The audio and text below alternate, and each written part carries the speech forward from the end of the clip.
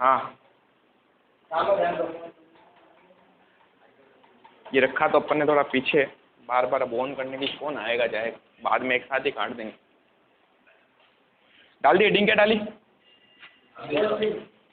Costing तो book है। अब लिखो इसमें बेसिक्स। यस, कॉस्टिंग में बेसिक एलिमेंट क्या है पहले उसके बारे में अपन बात करें। है costing BCom first year JNBU।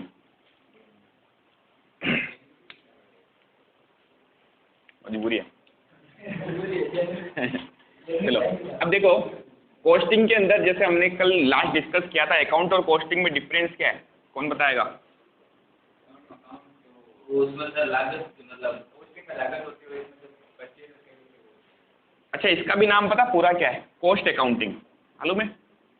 Cost accounting,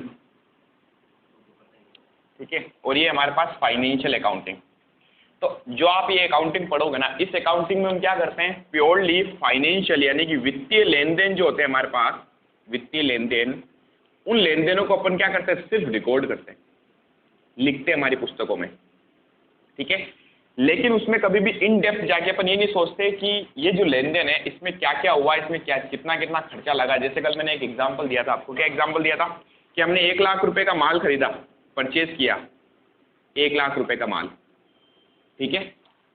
अब इस 1 लाख रुपए में परचेज करने पर अकाउंटिंग में तो हम क्या करते हैं, सीधा इसकी एंट्री कर देते हैं, purchase account debit to cash, ठीक है। कभी हम ये नहीं सोचते इस एक लाख में क्या क्या चीजें शामिल थी, इस 1 लाख में खर्चा क्या क्या लगा, ठीक है। तो हो सकता है अगर इसके मैं टुकड़े करूं तो इस 1 लाख के अंदर कुछ तो हमारे पास में कच्चा माल खरीदा होगा, क्या कच्चे माल का खर्चा आया होगा, गुड्स, कुछ हमने कहा इसमें किराया भाड़ा दिया होगा हमने, फ्रेट वगैरह, ठीक है। कुछ हमने कहा इस पे लेबर लगाई होगी हमने, लेबर कौन सी, मजदूरी कौन सी, जो माल को उतारने चढ़ाने के ऊपर लगाई गई हो, समझ रहे हो।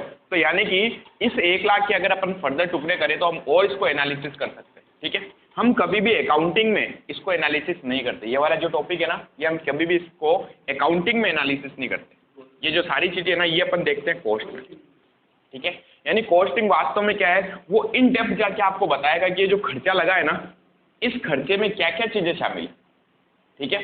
इसके अलावा हम कॉस्टिंग में क्या करेंगे, हम चीजों को बनाएंगे, निर्माण करेंगे चीजों का, क्या करेंगे, निर्माण, मैन्युफैक्चरिंग। और मैन्युफैक्चरिंग करते वक्त हम ये देखेंगे कि हर एक यूनिट बनाने में, यानी एक इकाई अगर हम बनाते हैं तो उस एक यूनिट में कितना टोटल खर्चा आया।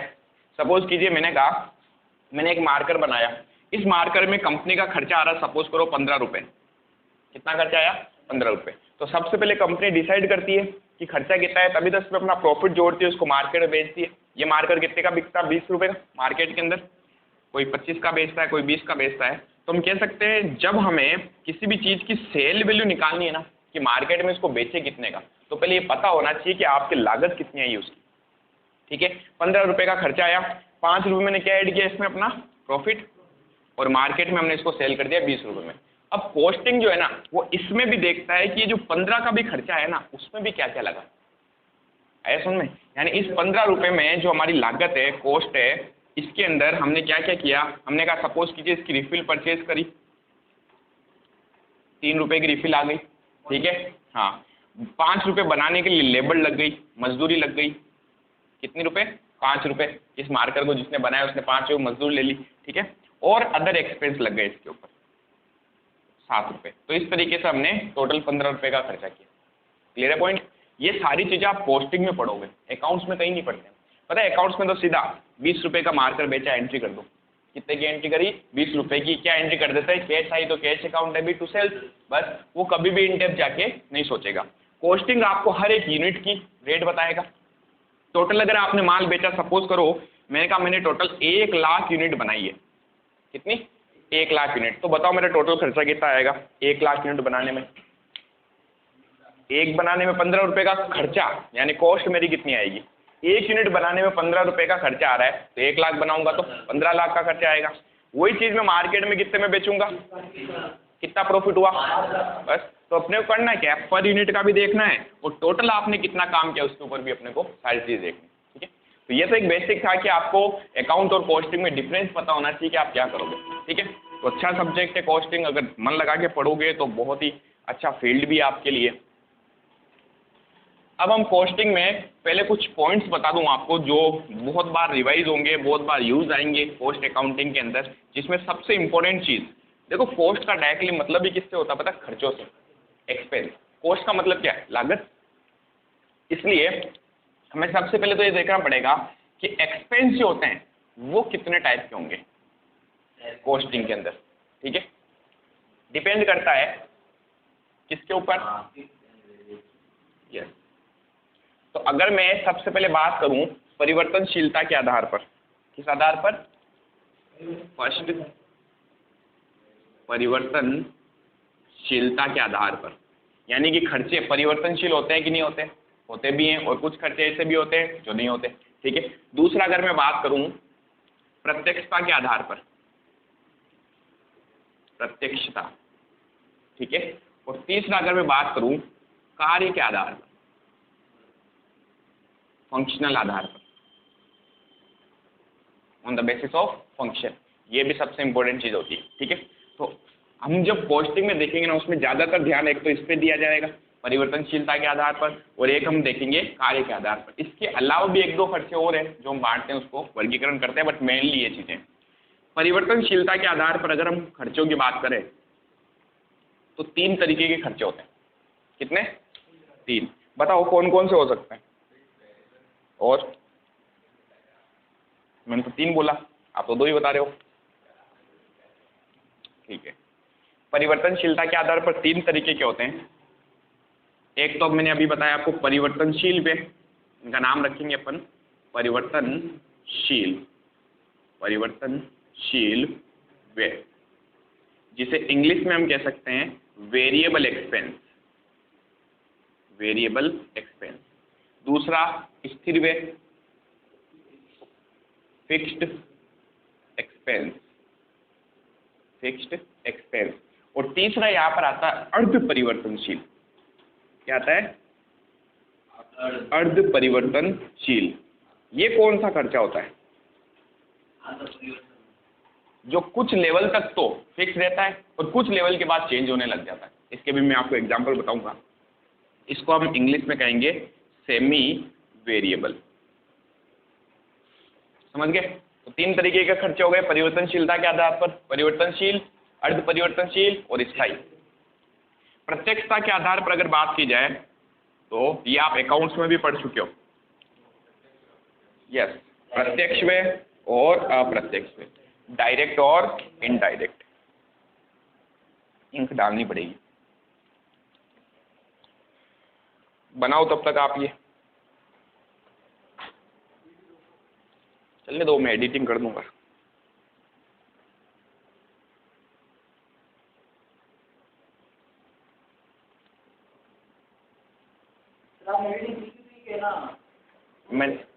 मैंने कुछ नहीं सीखा है, मैंने बस माथा मुड़िया करते करते सीखा है।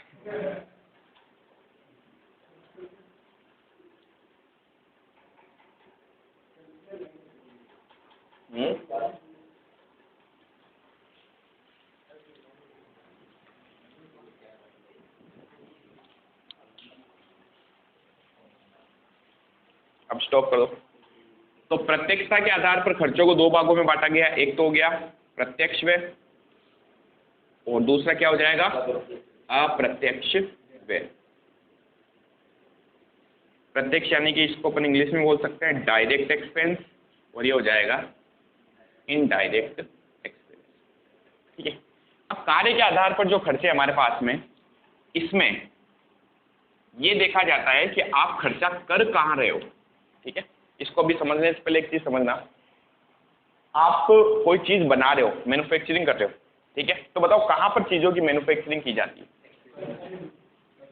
फैक्ट्रीज के अंदर। तो सबसे पहले पता है कहाँ पर खर्चा किया जाता है, फैक्ट्री में। तो हमने कहा सबसे पहले हम एक्सपेंस जो करते हैं फैक्ट्री में करते हैं, उसके बाद कहाँ एक्सपेंस करोगे,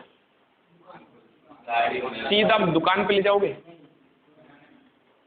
बनाना तो हो गया ना, फैक्ट्री में बन गया, उसके बाद पता है ये गुड्स तैयार होकर जाता है ऑफिसेस के अंदर। ऑफिस समझते हो? फैक्ट्री जहाँ पर काम होता है, ऑफिस जहाँ पर सारा काम देखा जाता है, मैनेजमेंट किया जाता है, ठीक है, जहाँ पर मैनेजर लोग बैठे होते हैं, ठीक है, जो ऑर्डर लेते हैं। क्या फैक्ट्री से ही माल बेच देते हो क्या? उसके लिए एक वर्क प्लेस होना चाहिए। तो ऑफिस हमारा एक वर्क प्लेस होता है जहाँ पर हम डीलिंग करते हैं, सारी मीटिंग्स वगैरह करते हैं एम्प्लॉयज़ के साथ में, वर्कर के साथ में, बाहर के लोगों के साथ में, ठीक है। तो पहला लेवल जो होता है वो फैक्ट्री होता है। दूसरा लेवल कौन सा होता है? ऑफिस। और ऑफिस के बाद में तीसरा जो लेवल होता है उसमें हम गुड्स को सेलिंग एंड डिस्ट्रीब्यूट करते हैं। यानी ये सारी हमारी एक्टिविटीज है जिसको हमने बांट दिया। कुछ एक्टिविटी फैक्ट्री में होगी, उसके बाद कुछ एक्टिविटी कहाँ होगी? ऑफिस में, और फिर उसके बाद में कुछ एक्टिविटी कहाँ होगी? सेलिंग एंड डिस्ट्रीब्यूशन में, ठीक है। तो ये जो तीनों है ना, यही हमारे क्या बन जाते हैं? कार्य के आधार पर खर्चों को हमने बांट दिया। कुछ खर्चे कहाँ पर किए जाएंगे? फैक्ट्री में। फैक्ट्री का किराया देना पड़ेगा, फैक्ट्री का वहाँ पर बहुत सारे वर्कर काम करेंगे जिनको वेजेस देनी पड़ेगी। ऑफिस में बहुत सारे वर्कर काम करेंगे, पैसा देना पड़ेगा। सेल्स और डिस्ट्रीब्यूट करने के लिए एजेंट होंगे हमारे पास में, आने जाने का गाड़ी का खर्चा लगता है। ये सारी चीज़ें अलग अलग लेवल पे होती है। तो इसी आधार पर, कार्य के आधार पर अपन इन खर्चों को इन तीन भागों में बांट दिया। पहला खर्चा जो कहाँ किया जाएगा? फैक्ट्री में। दूसरा खर्चा ऑफिस। और तीसरे एक्सपेंस होंगे हमारे पास विक्रय व वितरण। ठीक है। Factory, office and selling and distribution.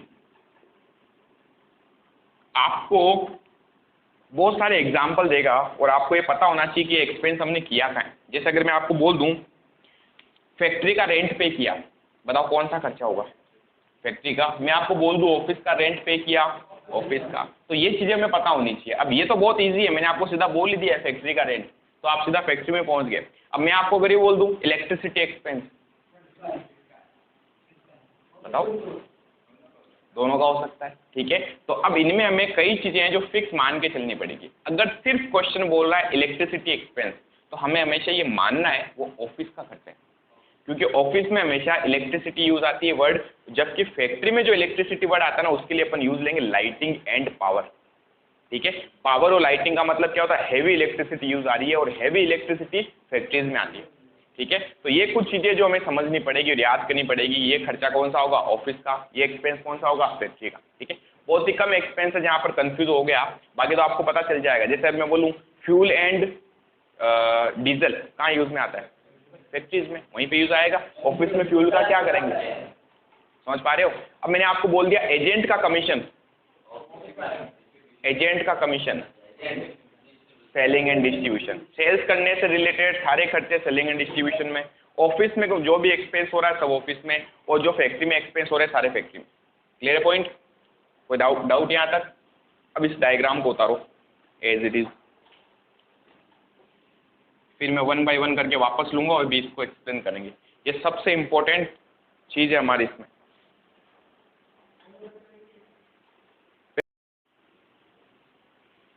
अब देखो परिवर्तनशीलता वाली हेडिंग डाल दो वापस। अब इसमें एक एक करके एक्सपेंस को वापस अपन देखेंगे। अच्छा, एक जहां आपने ये अप्रत्यक्ष व्यय लिखा है ना, उसके जस्ट नीचे लिखो ओवरहेड। इससे ओवरहेड भी बोलते हैं, ऊपरी व्यय, ठीक है। किसको? इनडायरेक्ट एक्सपेंस को।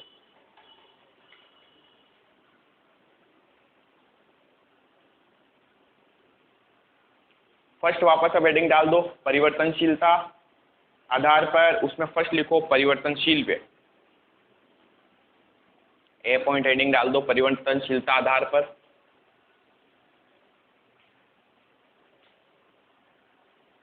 इन सब के आगे भी आप आधार लिख देना ना, परिवर्तनशीलता के आधार पर, प्रत्यक्षता आधार पर।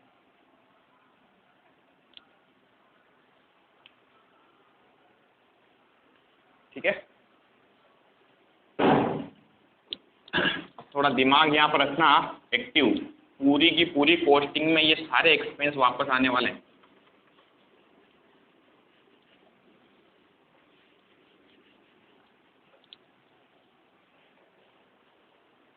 हाँ, परिवर्तनशीलता आधार पर सबसे पहला क्या था? प्रत्यक्ष व्यय, सॉरी परिवर्तनशील व्यय, परिवर्तनशील व्यय। इसमें लिखो ऐसे व्यय जो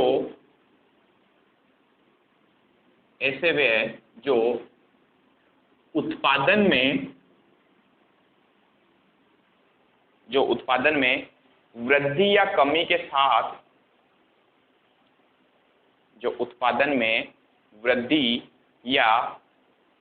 के साथ परिवर्तित होते हों, उत्पादन में वृद्धि या कमी के साथ परिवर्तित होते हों, परिवर्तनशील व्यय कहलाते हैं। परिवर्तनशील व्यय कहलाते हैं। जैसे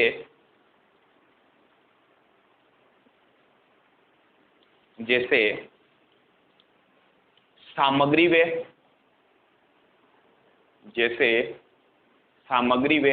कोमा मजदूरी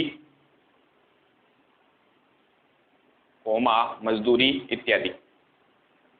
ठीक है, अब समझना इधर क्या लिखा है, एक बार फटाफट पढ़ो उसको।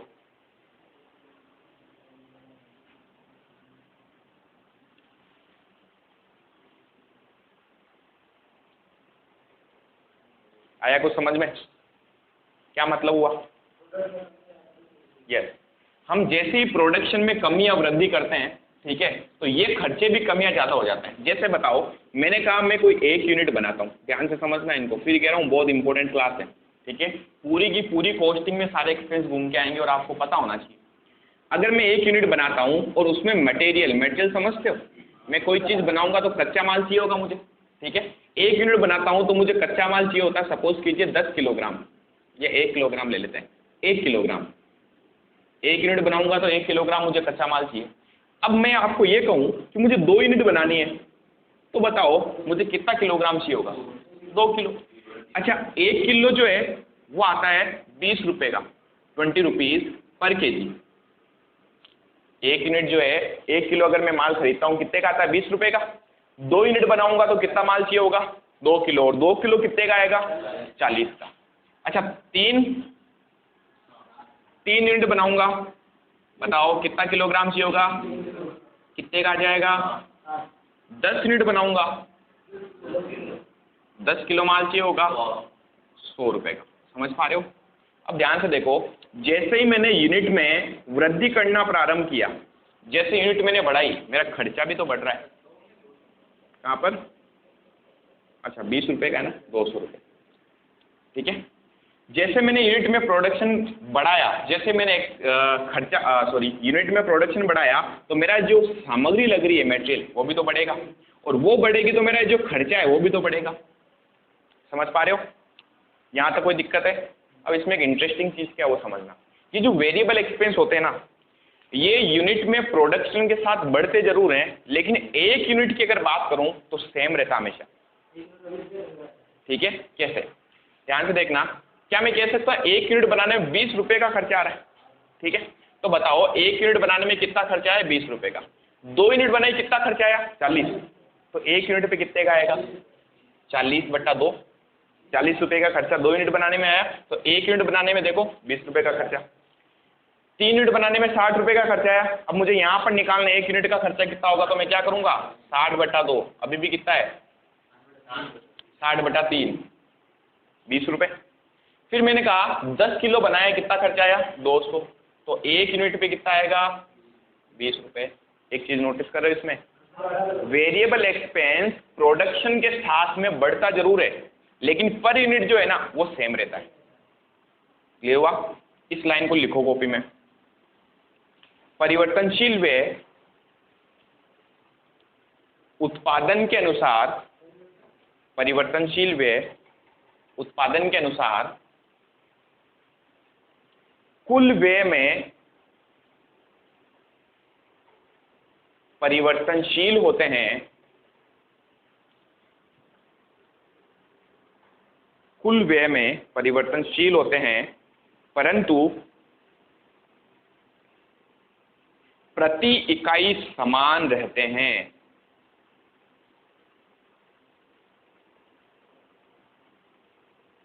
प्रति इकाई समान रहते हैं। ठीक है, ये छोटी छोटी चीजें याद रखना, आगे जाके एक साथ पूछूंगा मैं। परिवर्तनशील व्यय क्या होते हैं तो आपको समझाना है। टोटल एक्सपेंस जरूर बदलेगा। देखो टोटल अमाउंट की अगर बात करूँ ना मैं, ये टोटल अमाउंट, ये है टोटल अमाउंट, और ये क्या है, ये है पर यूनिट, यानी 1 यूनिट बनाने का कितना खर्चा आ रहा है, कह सकता हूँ। टोटल अमाउंट में बदल जरूर रहा है क्योंकि प्रोडक्शन टोटल में भी चेंज हो रहा है, लेकिन पर यूनिट जो है हर बार सेम रहेगा, याद रखना। ठीक है, लिखो एग्जाम्पल और इसको एज इट इज छाप दो।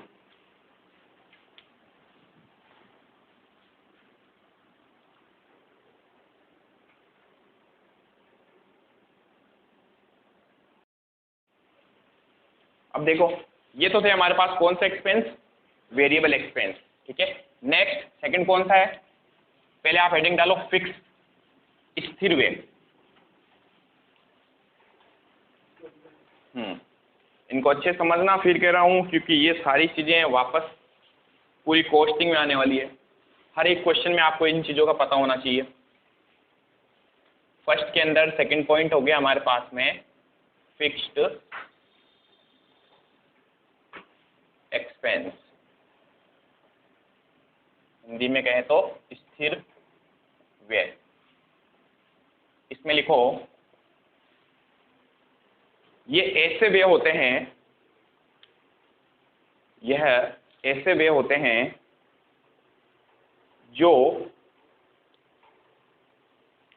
उत्पादन में कमी या वृद्धि से, जो उत्पादन में कमी या वृद्धि से परिवर्तित नहीं होते हों, अर्थात उत्पादन के सभी स्तरों पर, अर्थात उत्पादन के सभी स्तरों पर यह समान होते हैं।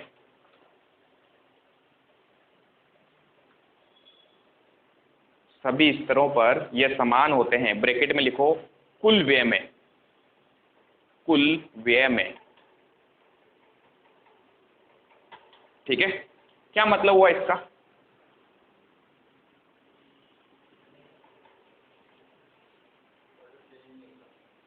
प्रोडक्शन चाहे आप कितना ही कर लो, 1 लाख बना रहे हो तो भी खर्चा सपोज करो 50,000 आ रहा है, 1.5 लाख यूनिट बनाओगे तो भी खर्चा 50,000 ही आएगा, 2 लाख यूनिट बना लो तो भी खर्चा 50,000 आएगा। ऐसा हो सकता है क्या, ऐसे बहुत सारे खर्चे होते हैं। जैसे एग्जाम्पल दूं, मैंने कहा मैंने 1 लाख यूनिट बनाई, मेरे पास एक फैक्ट्री है, उस फैक्ट्री में मैं कितना प्रोडक्शन कर रहा हूँ, 1 लाख यूनिट बना रहा हूँ मैं। ठीक है, उस फैक्ट्री का रेंट कितना लग रहा है, 50,000। अब चाहे आप उस फैक्ट्री में 1.5 लाख यूनिट बनाओ, किराया कितना लगेगा, 50,000। समझ पा रहे हो, तो चाहे मैंने अब इस फैक्ट्री में 1.5 लाख का प्रोडक्शन किया इस साल, तो भी मुझे किराया तो 50,000 ही देना पड़ेगा। ऐसा थोड़ी मालिक आके बैठ गया, ले भाई तूने 1.5 लाख बनाए, ले खर्चा डबल करूंगा या 1.5 गुना करूंगा, ऐसा नहीं होगा। हमने उसे जमीन ली है, उसको उसका रेंट मिल रहा है हर महीने का, मैं चाहे कितना ही प्रोडक्शन यहाँ पर करूँ उससे उसको कोई फर्क नहीं पड़ना चाहिए, ऐसा में। अच्छा मैंने 2 लाख यूनिट्स बनाई, 2 लाख यूनिट बनाई मैं, तो भी मेरा खर्चा क्या आएगा, 50,000। समझ पा रहे हो, तो ये खर्चे होते हैं फिक्स।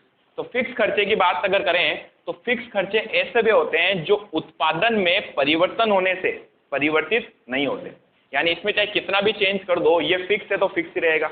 लेकिन कुल व्यय की बात करी मैंने। अब मुझे बताओ क्या पर यूनिट में चेंज आएगा क्या,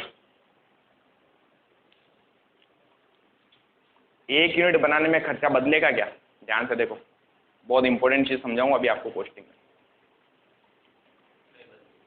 नहीं बदलेगा, चलो 50,000 मैंने खर्चा किया, कितनी यूनिट बनाई, 1 यूनिट बनाने का खर्चा कितना आएगा, कैसे निकालूंगा, 50,000 का खर्चा आया कितनी इकाइयां बनाने में, 1 लाख यूनिट बनाने में, तो 1 यूनिट बनाने में 50 पैसे का खर्चा आ रहा है। ठीक है, यहां ध्यान से देखो, यहां पर भी खर्चा तो 50,000 ही है, लेकिन मैंने इस बार यूनिट कितनी बना दी, 1,50,000। खर्चा कितना हो गया, बढ़ेगा कि कम होगा, 0.5 367 या जो भी है देख लेना, 33 लिख देता हूँ एक बार, ठीक है। मेरा खर्चा कम हो रहा है, मैंने 50,000 इकाइयाँ बनाई, ठीक है, और सॉरी 50,000 नहीं, 50,000 का मैंने खर्चा किया और मैंने यूनिट कितनी बनाई है, 2 लाख। अब बताओ मुझे खर्चा कितना आएगा, 25 पैसे, 0.25 रुपीज़।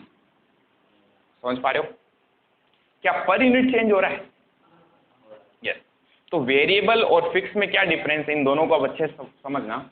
वेरिएबल जो एक्सपेंस है ना, वो प्रति इकाई बदलता नहीं है, ध्यान से सुनना, क्योंकि बच्चे क्या फिक्स और वेरिएबल में रह जाता है। वेरिएबल यानी चेंज हो रहा है तो दिमाग उनका वहीं रहता, चेंज होता है। लेकिन ध्यान रखना, ये जो हम बात करते हैं ना वेरिएबल और फिक्स, ये हमेशा टोटल के पर्पज से बात करते हैं। किसके पर्पज से? टोटल। टोटल जो खर्चा होता है वो वेरिएबल क्या होता है, यानी प्रोडक्शन करोगे तो टोटल खर्चा भी बढ़ेगा या कम होगा, ठीक है। जितना कम प्रोडक्शन करोगे वेरिएबल खर्चा उतना ही कम होगा।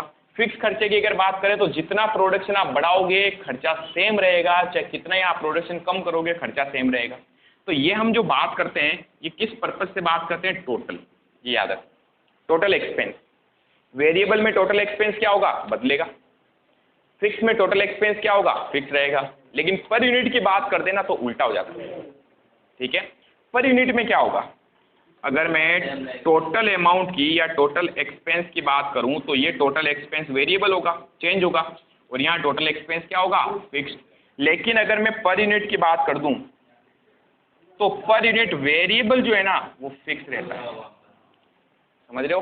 पर यूनिट फिक्स है, इतना ही लगेगा, और फिक्स वेरिएबल होगा। समझ पा रहे हो? चेंज होगा। तो ये चीज़ बहुत इंपॉर्टेंट है। अब ध्यान से उस पॉइंट को देखो।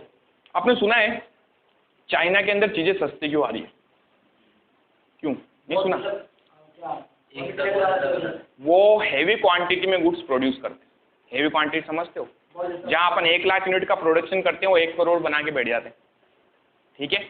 ध्यान से इस फिक्स एक्सपेंस को नोटिस करना। अगर मैं 1 लाख यूनिट बनाता हूँ तो मैं 1 यूनिट बनाने में 50 पैसे का खर्चा कर रहा हूँ, जबकि अगर मैं अपने इसी फैक्ट्री के अंदर हमारा प्रोडक्शन बढ़ा दूँ ना तो मेरा खर्चा, ध्यान से देखो, कम हो रहा है, ठीक है। 1 यूनिट का खर्चा कितना आ रहा है? 33 पैसे आ रहा है। और ज़्यादा प्रोडक्शन किया तो मेरा खर्चा क्या हुआ? और कम हो गया। समझ पा रहे हो? तो फिक्स खर्चे क्या होते हैं वास्तव में? फिक्स खर्चे वो खर्चे होते हैं जितना ज़्यादा उत्पादन करोगे उतने ही वो खर्चे कम होते जाएंगे, और खर्चा कम होने का मतलब प्रॉफिट बढ़ना। समझ पा रहे हो? या फिर मैं कह सकता हूँ प्रॉफिट नहीं बढ़ाओ, अगर प्रॉफिट आप सेम रखो तो उसी चीज़ को आप मार्केट में सस्ते में बेच सकते हो। जितना ज़्यादा प्रोडक्शन करोगे लागत कम आएगी, और लागत कम आएगी तो आप मार्केट में सस्ते में बेच सकते हो, और मार्केट में अगर हम सस्ते में चीज़ें बेचेंगे सेल्स बढ़ेगी। तो ये जो टेक्निक है चाइना यूज लेता है। कौन सी टेक्निक? हैवी क्वांटिटी में गुड्स प्रोड्यूस करता है, लागत कम आती है, और लागत कम आती है तो मार्केट में भी सस्ते में बेच देता है, और बहुत अच्छा खासा चल रहा है। समझ में आया? तो ये सारी चीज़ें आप सीखोगे, इसलिए तो आपको ये चीज़ें सिखाई जाती है। तो वेरिएबल के अंदर समझ गए, टोटल के अंदर क्या होगा? वेरिएबल वेरिएबल ही रहेगा, फिक्स फिक्स ही रहेगा टोटल में। लेकिन पर यूनिट की बात करें तो जस्ट उल्टा कर देना, वेरिएबल पर यूनिट क्या होता है? फिक्स रहता है, सेम रहता है, जबकि फिक्स पर यूनिट क्या होता है? बदल जाता है, ठीक है। यहाँ तक उतारो फटाफट, ये इंपॉर्टेंट चीज़।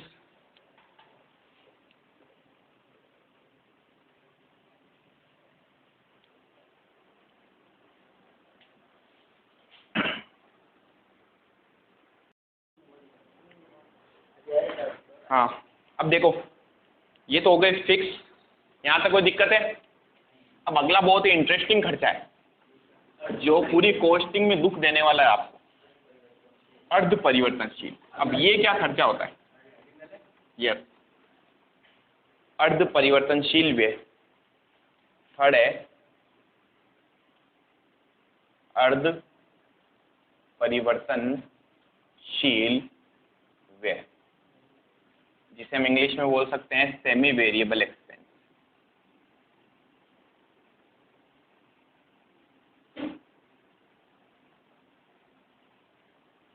लिखो इसमें, यह ऐसे व्यय होते हैं, यह ऐसे व्यय होते हैं जो एक सीमा तक, जो एक सीमा तक उत्पादन में वृद्धि या कमी के अनुरूप उत्पादन में वृद्धि या कमी के अनुरूप परिवर्तित नहीं होते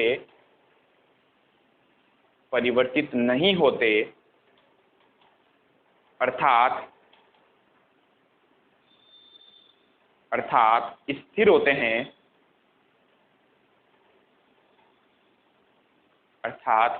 हैं परंतु कुछ सीमा से अधिक उत्पादन करने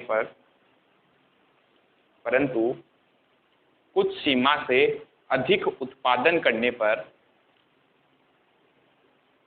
ऐसे व्यय भी परिवर्तित होने लग जाते हैं। इन्हें अर्ध परिवर्तनशील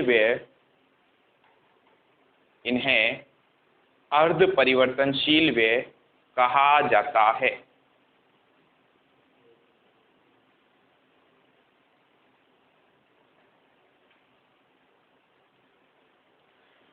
आया समझ में?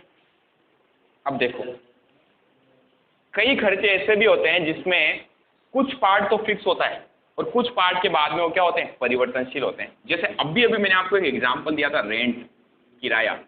अब ध्यान से देखना इस पॉइंट को, वापस इसी किराए के पॉइंट पे आ रहे हैं। क्या किराया हमेशा फिक्स रहता है क्या? अब जैसे मैं आपको अगर एग्जांपल दूं, मैंने कहा मैंने 1 लाख का प्रोडक्शन किया और किराया जो है वो 50,000 लग रहा है, ठीक है। मैंने 2 लाख का प्रोडक्शन किया, किराया अभी भी कितना है, 50,000। ध्यान से देखना। लेकिन मेरी जो फैक्ट्री है ना, उसकी कैपेसिटी जो है वो 5 लाख यूनिट बनाने की है, ठीक है। कितनी यूनिट बनाने की? 5 लाख यूनिट बनाने की। मैंने कहा मैंने 5 लाख यूनिट बनाई, किराया अभी भी कितना है, 50,000। लेकिन अगर मुझे 10 लाख यूनिट बनानी है तो पहली चीज तो बताओ कि क्या मैं इसी फैक्ट्री में बना सकता हूँ क्या? तो अब मुझे क्या करना पड़ेगा, दूसरी फैक्ट्री लेनी पड़ेगी। अब मेरा किराया कितना लगेगा? क्या 50,000 ही होगा या कुछ वृद्धि होगी? और जरूरी नहीं है कि जितनी वृद्धियां हो रही उसका डबल हो जाएगा। जैसे आपने 1 लाख बोल दिया, ऐसा फिक्स नहीं होता है। मैंने 30,000 में कोई जमीन ले ली, अरे तो 50 तो पहले लग ही रहा था। नई जो जमीन ली मैंने 30,000 उसके एक्स्ट्रा पे करने पड़ रहे, तो मैंने कहा मेरा इस बार खर्चा कितना हुआ, 80,000। अब देखो, ये रेंट का एक्सपेंस है, ठीक है। ये मैंने यूनिट प्रोड्यूस करी, उसका मैंने रेंट ये पे किया। 1 लाख यूनिट बना रहा हूँ, खर्चा 50,000 आ रहा है। 2 बना रहा हूँ, खर्चा 50,000 आ रहा है। 5 लाख बना रहा हूँ तो भी खर्चा 50,000 आ रहा है। लेकिन इस सीमा से अगर मैं आगे बढ़ गया तो इस खर्चे में भी परिवर्तन आएगा। आया समझ में? तो ऐसे वे जो एक सीमा तक तो फिक्स रहते हैं लेकिन उसके बाद में उनमें परिवर्तन प्रारंभ हो जाता है, वो सारे एक्सपेंस कौन से कहलाते हैं, अर्ध परिवर्तनशील, ठीक है। सबसे ज्यादा दिक्कत देने वाला ये खर्चा आपको, इसमें हम आगे जाके समझेंगे कि पर यूनिट का कैसे निकालना है। फिलहाल तो आपको बेसिक समझाने के लिए बता रहा हूँ, ठीक है। तो आगे जाके हम उसमें और देखने वाले हैं कि इसमें से पर यूनिट का कितना होगा, फिक्स कितना होगा, वो सारी चीजें हम कवर करेंगे, ठीक है। अच्छा एक बात बताओ, मैंने कहा मुझे 15 लाख यूनिट बनानी है, क्या खर्चा 1,60,000 आएगा या उससे कम आ सकता है? मैंने कहा 1,40,000 का एक खर्चा आया, समझ पा रहे हो?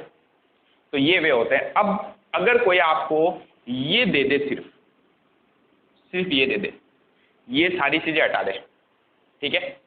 अच्छा इसके साथ एक चीज और देनी पड़ेगी, ये वाला, और आपको क्वेश्चन कहे बताओ इसमें से कितना फिक्स खर्चा है, कितना वेरिएबल खर्चा है, निकाल सकते हो?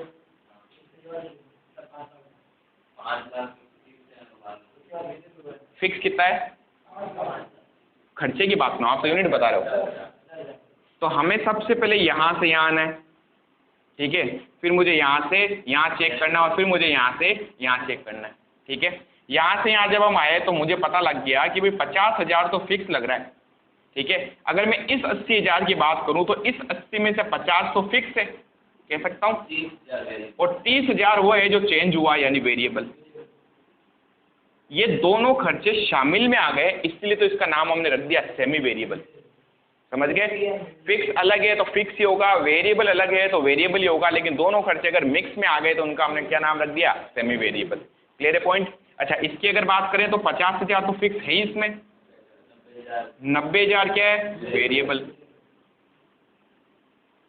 समझ में आया कुछ? कोई दिक्कत यहाँ तक? पर यूनिट वेरिएबल का भी आप निकाल सकते हो, लेकिन इतना इन डेप्थ अभी मैं आपको ले जाना नहीं चाह रहा हूँ, ठीक है? अभी आप फिलहाल इतना ही देखो। तो इसमें एक एग्जाम्पल लिख के ये पूरा छाप दो, बाकी अपन पढ़ेंगे कल।